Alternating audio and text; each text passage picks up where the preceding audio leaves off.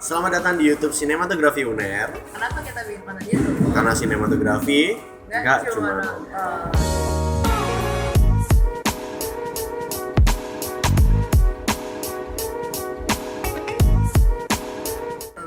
Nah, kali ini kita bakal ngobrolin Episode festival. pertama. Ya, episode pertama banget nih ya.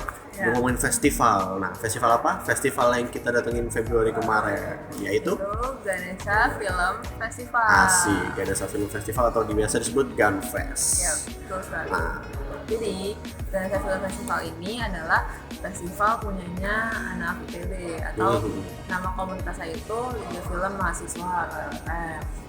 tentang Gunfest lagi nih. Berapa Jadi, hari sih? Ganesha ini diadainnya tanggal 14 sampai 16 Februari. Tempatnya di IFI Bandung, Institut Prancis Indonesia. Nah, kalau orang Bandung bilang tuh depannya BEC itu Bandung Electronic Center gitu ya. Nah, temanya, Gunfest sendiri ini udah berjalan Oh iya. yang ke-7 tahun ini. Ketujuh. Jadi setiap 2 tahun sekali dari tahun 2007, 2008 dari 2008 2 tahun sekali sampai 2020 ini udah yang ketujuh. Jadi udah panjang banget, Gunfest udah lama, mulainya dari dulu banget. Dan ini yang ke berapa tadi? 7 itu temanya Germinal. Setelah ceplok railway. Germinal itu apa sih? Nah, ini biar aku bacain dari katalog. Germinal itu jadi dalam periode ini LFM merayakan kegerminalan film-film pendek, bukan sebatas perkembangan teknologi yang mulai merebak menjadi konteks utama yang dibicarakan, namun bagaimana ia terefleksi dalam film yang memiliki tajuk berhasil mempenetrasi struktur berupa norma dan regularitas yang sudah ada. Nah, atau kalau bisa dibilang singkatnya tuh kalau aku kutip dari sambutan ketuanya atau director dari Gunfest ini, dia bilang tuh sederhananya adalah perpaduan antara kolaborasi antara manusia dengan teknologi gitu guys. Tuh. Nah, dalam ini kan 3 hari. Dalam 3 hari ini tuh ada 7 sesi. Apa aja tuh? 7 sesi, aku buka dulu ya kak ya. Jadi yang pertama tuh ada kompetisi 1. Terus yang hari kedua tuh ada Bandung Aing, bener nggak sih? Ya, Benar, tapi Bandung itu Aing. yang pertama ada Ada GFF ngomong. Serang. Terus ada Bandung Aing, dilanjutkan kompetisi 2. Terus ada Love 4.0 dan dislokasi itu dan beserta Horizon itu day ketiga. Seperti yang udah dibilang tadi, kita tuh di sini pengen diskusi tentang film kan. Jadi kita akan diskusi tentang film-film yang kita tonton Betul. selama di Gunfest. Tapi kalau berdua tuh kurang seru. Iya, nambah orang lah biar apa ya, sudut pandangnya tuh banyak gitu. Boleh nambah orang. Ya, nambah deh. Ayo, kita panggil 1, 2, 3. Nah, Ini ada siapa nih? langsung blur. Magic ya, Perkenalan dulu dah. Kenalan. Ini siapa nih? Hai, Siapa? Kenalin. nama aku Lintang, aku dari Sinema 17. Aku di Sinema itu selaku kepala divisi edukasi. Oh, Kadif Edukasi. Terus ada Nama aku Bram dari Sinema 18 dan aku sebagai anggota dari divisi produksi. Oke, mantap. Kita udah kenalan belum sih tadi? Udah. Oh, belum. Belum ya? Yaudah, sekalian ya. Sekalian. Aku Mukri, Kadif Eksip 2017 Sinema 17.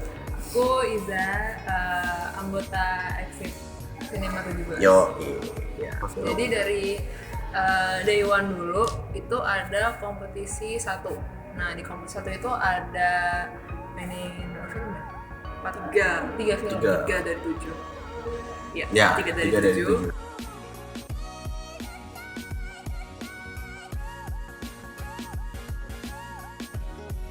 Jadi pertama kita Meja akan makan.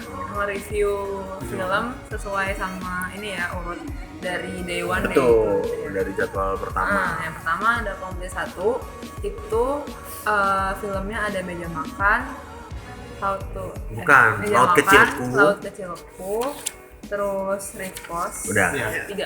tiga itu. Nah, jadi yang paling menarik dari sesi ini film yang mana nih? Dari Bang dulu. Bang dulu. Aku jujur di sini aku ngelihat yang paling menarik itu meja makan.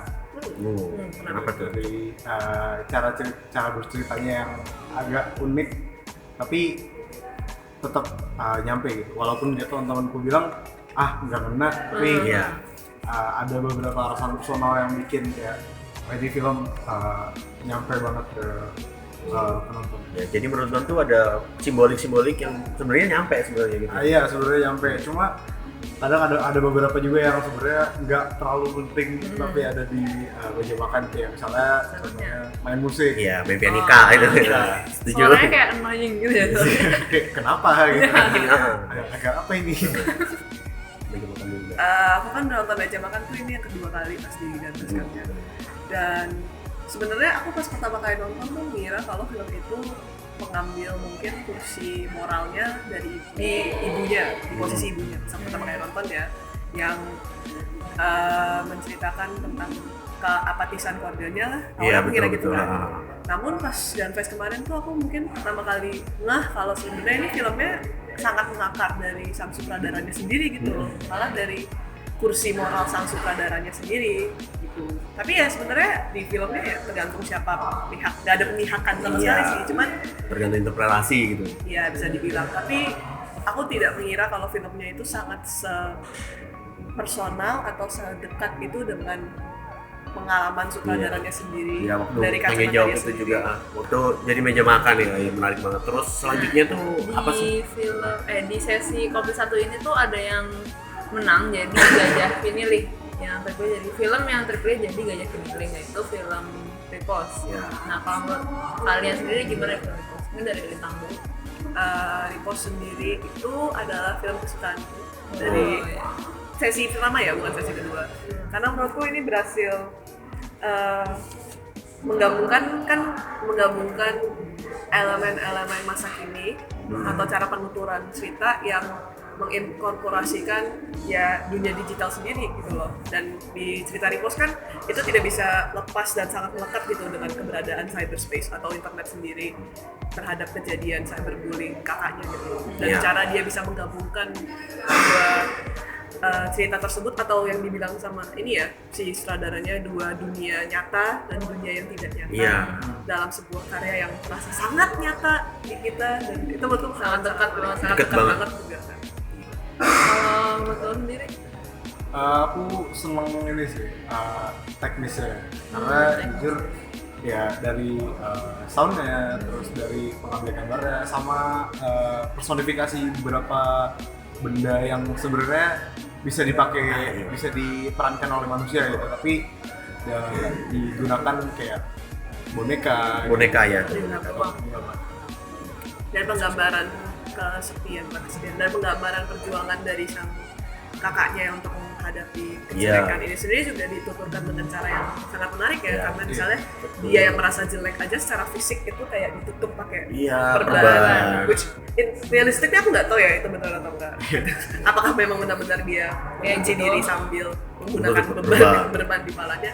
Namun penggambaran seperti itu tuh menunjukkan apa ya, makna kesedihan dia dengan less gitu loh, jadi lebih kerasa kalau oh iya deng, dia benar-benar stuck banget. Lanjut kedua itu ada GFF X Ferran, ini program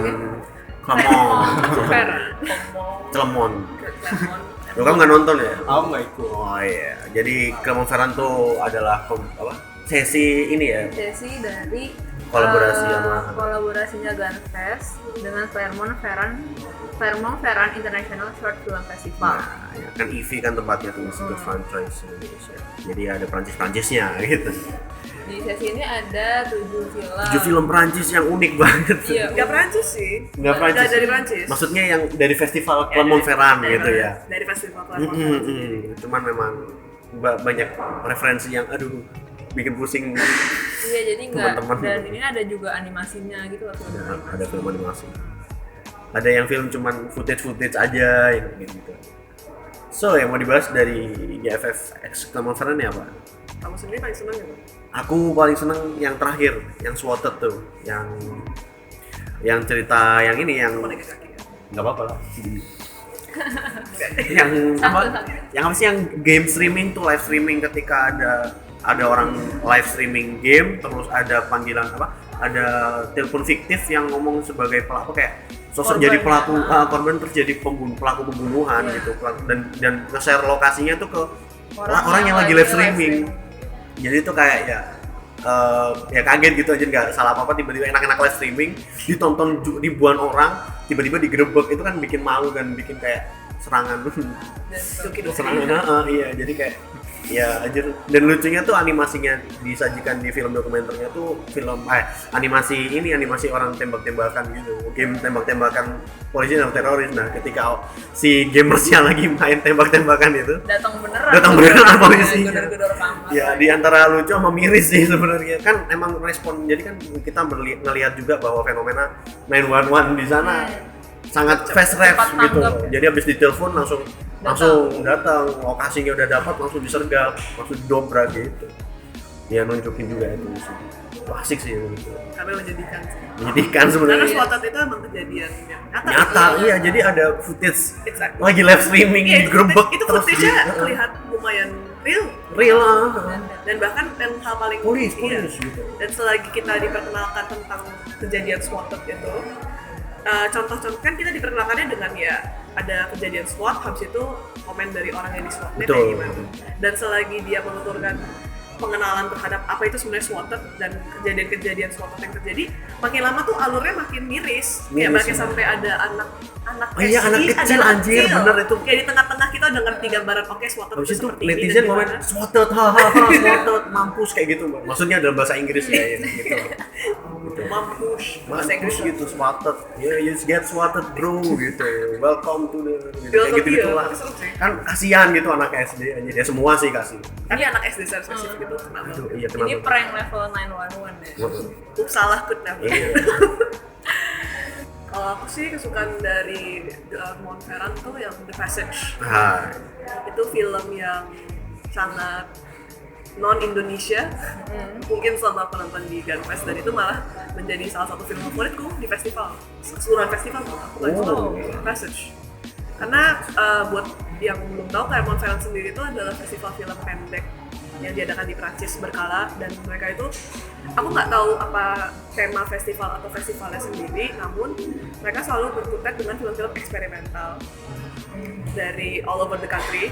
Dan kalau dilihat di katalognya tuh Clermont apa sih program yang ada yang ditunjukkan di Gunfest ini, yang live program itu memang fokusnya ke film eksperimental yang mendobrak dan mencoba untuk mungkin melawan naratif atau kenormalan biasa di film-film secara general, malah ke film Indonesia ya. Dan The Passage ini menurutku berhasil untuk menunjukkan sebuah sisi lain dari sinema atau sisi lain dari film yang sangat jauh dari Bandung, sangat jauh dari pemahaman Indonesia kita, malah juga. pemahaman kita secara mudah sebagai Gimana tuh? seorang film itu seperti apa. Ya itu, dari The Passage sendiri aku bisa melihat sebuah sisi lain dari dunia film atau sisi lain dari dunia. Terus selanjutnya ini ada Bandung Nah, ini yang jadi perdebatan tadi ya di back off. Nah, di Nah, Bandung ini. Nuai ini ada film yang pertama tuh Ngilas, yang kedua Has Been Found on the Yellow Flag, terus ada Sebelum Memulai, Tetet Dito, If Why If, dan yang terakhir ada Pun Bapak. Nah, program Bandung Noaeng sendiri di hari acara dan kita sekarang itu menjadi obrolan yang sangat menarik ya, perdebatan. Jadi sebenarnya Bandung Noaeng ini untuk Iya, bukan untuk apa ya, maksudnya dipilih secara apa dalam berdasarkan Segi apa? Bandung yang mana gitu. Apakah karena Sundanya, apa filmmakernya dari Bandung, Atau karena syutingnya di di Bandung. Bandung, atau membahas Bandung? Karena Masih, filmnya iya. berbeda-beda gitu latar belakangnya, nggak hanya berbahasa Sunda, nggak hanya berlatar belakang di Bandung, nggak hanya filmmakernya dari Bandung. Jadi waktu di Gunfest kemarin juga ada yang nanya, ini sebenarnya Bandung Noaeng itu bagaimana?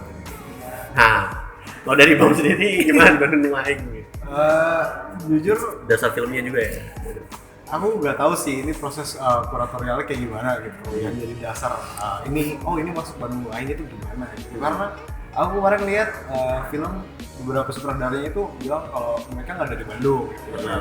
Terus ada beberapa film juga yang latarnya tuh ini Nggak Bandung kelihatan di mananya Bandung, gitu. Ini nggak di Bandung juga bisa gitu. Iya, betul.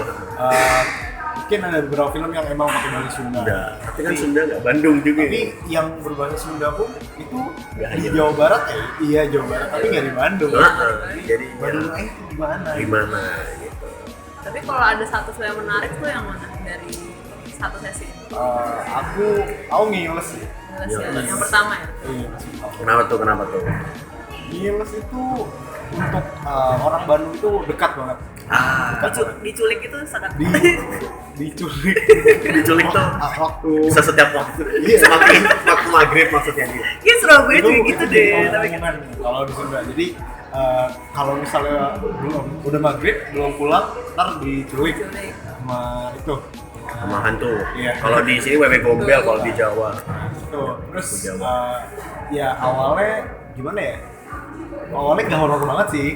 iya, Hai, Gombelnya ibu. kira mau jadi humor anak kecil. Iya. Iya, Awalnya. betul. Terus Jadi makin tiba-tiba ke belakang loh, makin ya ini kalau misalnya dari sesi Bandung lain ya, ini Bandung banget sih. Paling Bandung. sangat dekat dengan pengalaman sebagai orang Bandung gitu. Iya.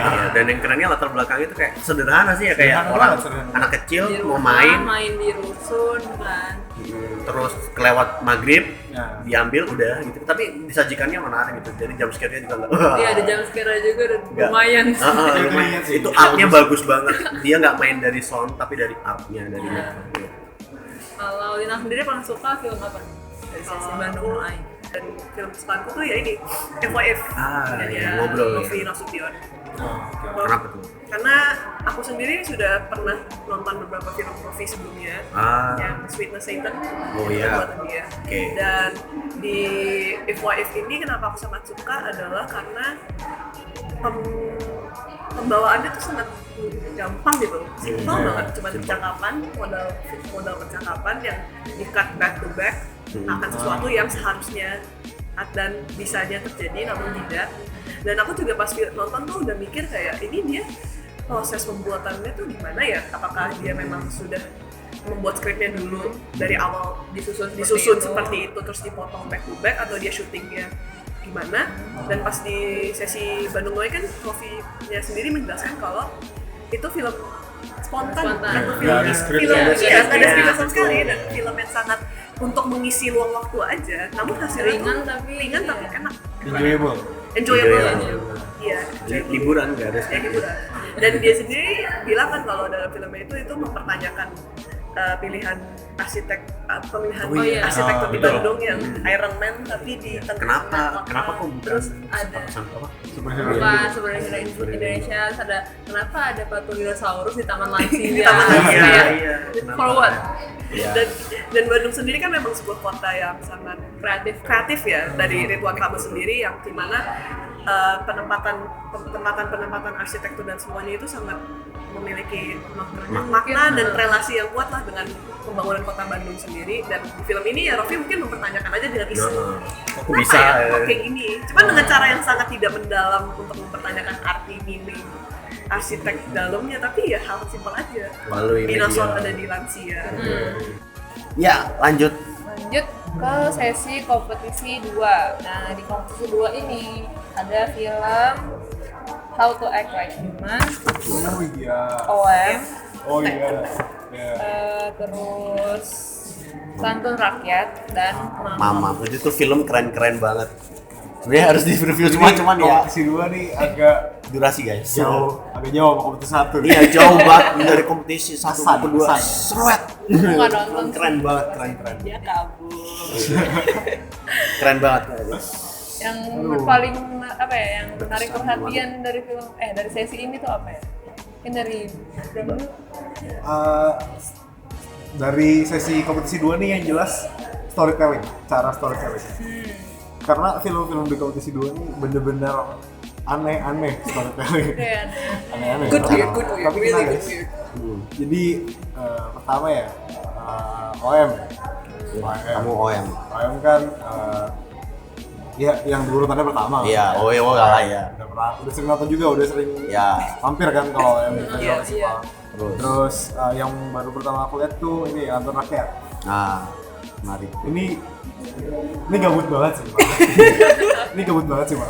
Tapi bagus gitu. Jadi kayak jadi sindiran sosial dan Dapet. sindiran politis Dapet. yang sangat ngena dan sangat bisa Sederhana. dinikmati Iya, gitu. dinikmati. Karena sindiran-sindiran dan ujaran bahwa ada sesuatu yang salah itu tidak harus disampaikan dengan kata-kata yang tegas gitu. Jadi bisa disampaikan dengan media-media yang sebenarnya lebih ke anekdot dan lelucon ya. Iya, betul. Cuma dia kena banget sih kalau Nah, jadi Dan Rantur Raketnya juga ini ya dapat penghargaan gajah emas. Gajah Emas, betul banget. Padahal itu filmnya tuh merekam gitu ya. Merekam baliho. Baliho. Merekam baliho. Dialog- Charles dialog antara dibikin baliho. dialog Surabayaan. Nah, Bagi orang Surabaya itu relate banget parah. Aku juga nyetir tuh anjir ngeliatin Baliho di mana-mana. anjir berangkat kuliah udah stres. Kayak sampah visual gitu ya. Betul, sama visual bener banget itu diomongin juga waktu diskusi itu Sampah kemarin. bisa. akhirnya kita tahu Gunawan ngomong apa. Iya. Terus Lanjut, apa lagi ya? Kalau ada Lintang sendiri ya? Mamam. Iya. Oke. I love Mamam. Kenapa Mam? Karena dia kan seperti yang Bram tadi bilang dan aku juga pernah itu di sesi kedua tuh menunjukkan film-film dengan penuturan cerita yang unorthodox lah, maupun itu lewat baliho-baliho atau mimpi yang nggak tersampaikan Dari kerak. yang diceritakan melalui solusi yang sangat tidak realistis oh ya, atau dari mata seorang kera. Matahari. Tapi kalau aku paling suka cara penuturan dari Mamam yang Mamam sendiri itu ceritanya sebenarnya simple. Ceritanya gampang, itu cuma percakapan di antara dua orang kekasih yang dulu belum dua orang kekasih yang sudah putus nggak sih? Ini udah putus. Sudah menjadi mantan. Sudah menjadi mantan, namun mereka bercakap tentang hal yang malah rada terlalu intim, mungkin Tabu tabu dalam seksual. usia yang berbau seksual. Namun ceritanya itu dijelaskan, diceritainnya dengan alur backwards, bukan alur waktu ya, cuman alur Di rewind. adegannya Di rewind, literally ya. di Rewind. rewind. Namun dengan percakapannya mereka yang berkesinambungan masih disampaikan dengan alur yang sama. Buat aku sih film Mamam tuh mungkin, dan ini yang diceritakan dan dijelaskan sama sutradara juga adalah bagaimana dia mengingat peristiwa tersebut yang terjadi kepada dia. Namun cara kamu mengingatnya tuh tidak harus dengan penuturan cerita yang spot on accurate atau yang dramatis, malah kamu dengan mengutak-atik saja cara penuturannya itu udah bisa menunjukkan sebuah cerita yang apa ya, unik. Aku suka banget sih cara dia untuk bisa apa ya, kepikiran aja gitu untuk nge-replay, dan itu juga secara teknis agak menyakitkan filmnya untuk ditonton gitu. Ya, bahas storytelling, film yang ada di kompetisi 2 ini juga nggak bisa dilewatin sih. Jadi judulnya How to Act Like Woman, film karya orang Bali. Iya, ada di YouTube kok. Ada di YouTube. Bisa di setel Home Take Club. Jadi menggambarkan sebuah Sudut gaya pandang. bercerita. Gaya bercerita. dari seekor kera. Betul.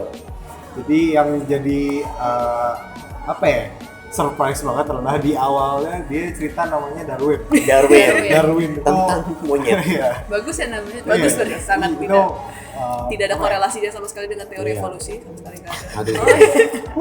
Tidak menyentuh sama sekali. Ya, jadi yang bikin film ini sangat-sangat berbeda adalah di sini kita POV sebagai seorang seekor kera yang mempelajari bagaimana manusia bertindak dan mendapatkan kebutuhan sehari-harinya. Betul. Namun Keluar dari sange. bertemu dengan seekor Seekor. jadi kebalik ya, Seorang pencuri. Ya, jadi dia keluar dari daerah Sange, dari hutan Sange itu. Iya. Monkey Forest ya? Iya, Monkey Forest, Sange. Sange. Nama Sange di Bali. Oh, di Bali. Dia keluar dari itu, dari komunitas lagi apa sih namanya? Kampung halamannya. Kampung halamannya lah. Iya. Orang merantau gitu. Oh, jadi Iya, tapi iya, perantau iya. tuh Monyet. Monyet, nah digambarkan seorang monyet dan pergi dari Sange, terus dia pergi sampai ke Kute. Karena dia ikut mobil gitu makan, nyolong makan. Gimana nih? Karena pakai bahasa Bali, mana gitu. Terus dia lapar, dia nggak tahu caranya dapetin makan di perkotaan. Terus dia melihat itu tadi. Iya. Dan yang menarik itu dari apa sih yang bikin kamu takjub? Ini dari POV sih. POV. Kapan lagi ada POV seekor seekor kera? Jadi beneran kamera itu low angle banget dari sini.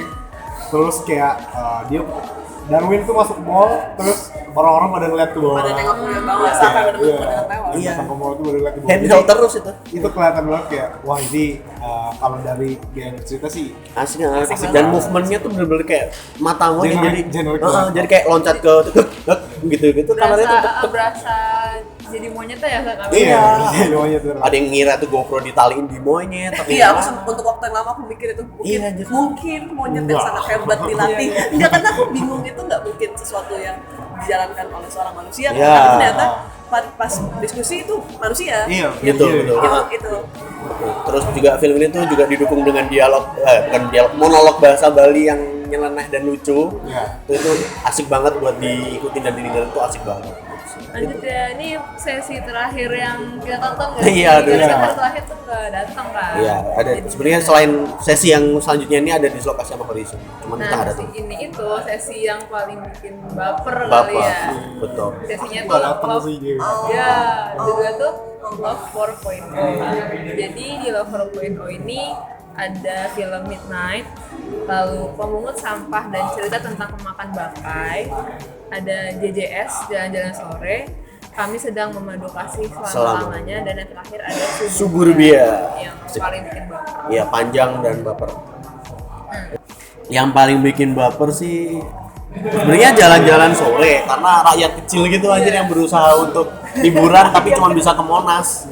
Dan itu banyak orang yang seperti itu gitu yang cuma bisa ke flyover nih contohnya, cuma bisa ke pasar malam. Nah, itu tapi dengan hal yang sederhana tuh Story sederhana tapi ngena ya. ngena banget itu menurut aku ya Romantisme salah mereka satu yang tuh. romantisme. Jadi romantisme itu tidak bisa diukur dari kayak kita makan malam Material. bareng, jalan ke luar negeri enggak, tapi ya hal sederhana juga bisa ya tergantung kamu bagaimana sukanya menjalani dengan pasangan kamu aja. Itu yang menurutku yang apa sih yang cukup baper karena ceritanya juga dia naik pickup naik angkot, hilang handphone, itu kan kayak masyarakat pada umumnya banget gitu, dan nggak ada uang buat balik, jadi ya dia pulang pakai pickup dan dia akhirnya pacaran di pickup, dia liatin itu gedung itu bagus Dengan lagu Ardhito Pramono. iya lagu Ardhito Pramono Itu Jakarta banget film itu. ya film tentu kerjasama dengan Jakarta menurut saya.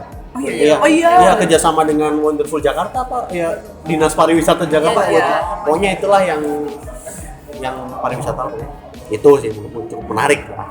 Iya. Suburbia sih. Suburbia sih. Suburbia. Mungkin karena itu ditaruh terakhir ya. Aku nggak ngerti sih. Dan panjang.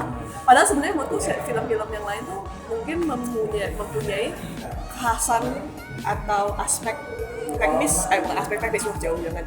Aspek spesialnya tuh mereka punya cerita cinta tersendiri, dan Suburbia tuh secara cinta mungkin bukan yang paling unik, aku rasa ya bukan paling menonjol meskipun ceritanya sangat out of the box, tapi apa ya, for me itu film yang sangat dibuat dengan niat. Betul. Dan sehabis nonton tuh aku tidak bisa untuk tidak mengagumi proses di balik syuting tersebut dan juga cerita yang berhasil untuk diangkat. Mungkin bahasan selanjutnya apa ya? Mungkin dari ini kali ya, tentang komunitasnya. Itu kan salah satu tujuan kita delegasi kan selain untuk nonton film kan juga untuk bersilaturahim dengan komunitas lain, bersilaturahmi dengan komunitas film yang lain kan. Ya. Nah, Dari mana dulu nih? Jadi kan setiap festival tuh ada namanya malam komunitas. Jadi di malam komunitas tuh kita juga berkenalan dengan orang baru, sharing-sharing iklim komunitas di masing-masing kota, terus update event juga tentang update film, bagaimana film dibuat di kota masing-masing gitu, macam-macam. Nah, kita dibagi menjadi 2 tim ya. Jadi ada tim kontrakan ISBI, aku sama dan aku yang datang ke ke Forkomnya, malam komunitas. dari LFM. Mana dulu nih? Menarik semua. Yang resmi dulu. Yang resmi dulu, iya betul, yang resmi dulu. Yang ditauin sama pemerintah dan LFM sendiri mungkin. Oke, Pak jadi Rektor komen dulu. aku malu banget. Jadi malam komunitasnya Gans ini ada di hari kedua di malam minggu. Itu tuh lokasinya di guest house yang mereka sediakan itu ya, di Puri 188 namanya. Nah, rangkaian acaranya sendiri tuh dibuka dengan presentasi dari alumni LFM angkatan 2015 namanya Kak Obi. Nah dia ini mempresentasikan tentang ini sinematik nggak harus toksik. Jadi sinematik nggak harus toksik ini merupakan gerakan atau kampanye tentang komunitas film yang melawan kekerasan seksual. Itu di Instagram, aku di Twitter juga sempat ngeliat tagar itu sendiri, sinematik yang harus toxic. Iya. Itu tuh membahas tentang apa ya, kayak intinya dia melawan kekerasan seksual yang kayak berupa pemerkosaan, intimidasi seksual, terus ancaman pemerkosaan atau bahkan kontrol seksual lewat aturan yang diskriminatif. Jadi ya tadi ya nyambung dari Ismi tadi. Jadi sebenarnya lingkungan toksik yang dimaksud itu adalah yang salah satunya jadi kayak perempuan yang diskriminatif di dalam kru film, suatu kru film ada salah satunya kayak gitu. Jadi kayak perlakuan kru sekitarnya. Tapi dari forum ISBI sendiri menanggapi bukan forum ISBI ya. Dari forum non resmi sendiri. Forum menganggap bahwa kultur seperti itu ya pasti ada dan harusnya tidak terjadi dan bahkan kayak di perfilman pun kita ya fan aja gitu, perempuan itu ya udah gitu. Cuman mungkin maksud dari sinematik toxic itu mungkin adalah bagaimana untuk membuat iklim syuting yang bisa nyaman. Betul, yang bisa nyaman. Meskipun hal-hal tersebut sayangnya rentan terjadi, namun kan bukankah itu tahap kita semua mencoba membuat lingkungan atau ekosistem yang bisa mungkin adalah masih banyak lah seperti itu. Mungkin kalau di lingkungan di forum non resmi kita menganggap itu udah biasa dan kayak udah nggak ada kok, udah maksudnya kayak bukan mereka menganggap kayak kalau teman-teman kita kru film perempuan ya udah biasa aja kita ya gitu.